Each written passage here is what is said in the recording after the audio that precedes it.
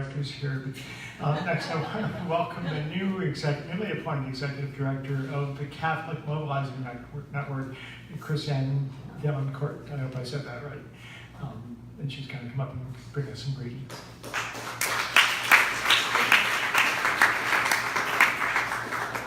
Good evening, everybody.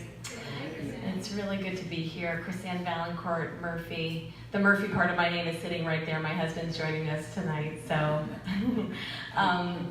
it's really great to be here. I'm so honored to be speaking before you, really because you are just such stalwarts in this work to end the death penalty, and it does take all of us. It takes our stories, it takes our commitment, our passion, our faith, and our tireless efforts around the country to do just that. So today is kind of an interesting first day for me. It's the first day of being the executive director of Catholic Mobilizing Network.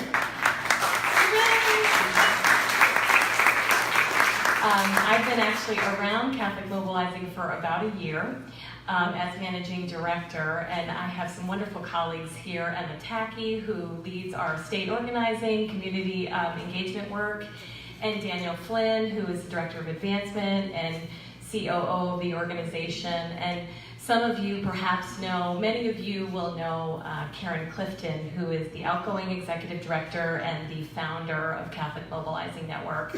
So I'm really coming alongside some amazing people. Karen is transitioning to the board of directors, and I'm stepping in as executive director now.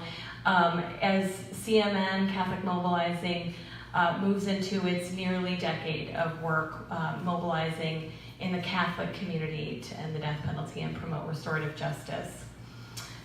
We started, for those of you who don't know us, we started in 2005, or at least the inception of the idea of Catholic Mobilizing started when the United States Conference of Catholic Bishops instituted a campaign to end the use of the death penalty. And so from 2005 till about 2009, when CMN was formed, there was lots of discernment, lots of conversations with victims' family members, with folks who had been on death row, with activists, with social policy folks within the church, and there was a discernment about the Catholic response to the death penalty and mobilizing, animating, and energizing that campaign sort of as a lay movement.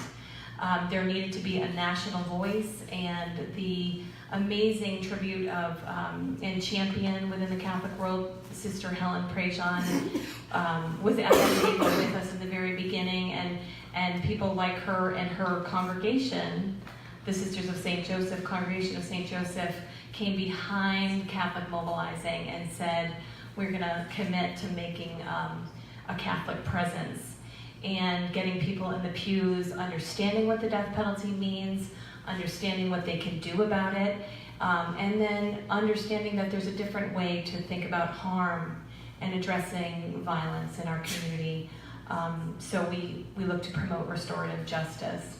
So in 2009 we were formed, and we have worked very closely with state Catholic conferences in the very states that are repealing the death penalty. We had some amazing campaigns this very year in Washington State, in New Hampshire. These haven't been successful campaigns, but they have been energizing campaigns that move us closer to repeal in these states. So New York and New Jersey and other states, Maryland, that have already repealed. That's the kind of success we're looking for. So Rob shared that we still have 31 states that have the death penalty, so we're chipping away alongside secular and religious activists in communities across the country. So for me, over the last year, it's been a real listening and learning. I come to this movement with about 25 years of experience in social justice advocacy, working on with farm workers and then working on hunger for a number of years. In fact, I started my first job here in Washington was in this building, working on Latin America policy, so it's nice to be back here. And I just wanted to give a shout out to Suzanne Bosler, who's sitting in the back, who really 25 years ago came to my orientation in my service year, when I was a Brethren volunteer, although I'm a cradle Catholic, I did a year of service with the Brethren Church. And Suzanne came to the orientation in Florida for our BVS service crew. And she talked about her story about being a pastor's kid and about her dad and the tragedy that had fallen on her family. And that story and watching Dead Man Walking were really the very early seeds to sort of stirring this in my heart. So many years later, 25 years later, I came into leading this organization, and so it stirs in me something that was really important and really formative at an important time in my life, and now I'm looking forward to sharing those, that experience and putting some of my own energy behind this movement and being in alliance with so many of you. So I just wanted to say thank you for being here, thank you for fasting and for bearing this heat and for the energy and passion that you bring to this movement. Know that Catholic Mobilizing is here to support you, whether you're Catholic or not, but especially if you're Catholic, if you're looking for resources and campaigns and for allies in your state work, we're there, and we have a great team to come alongside you. So blessings to you all, and we can do this together.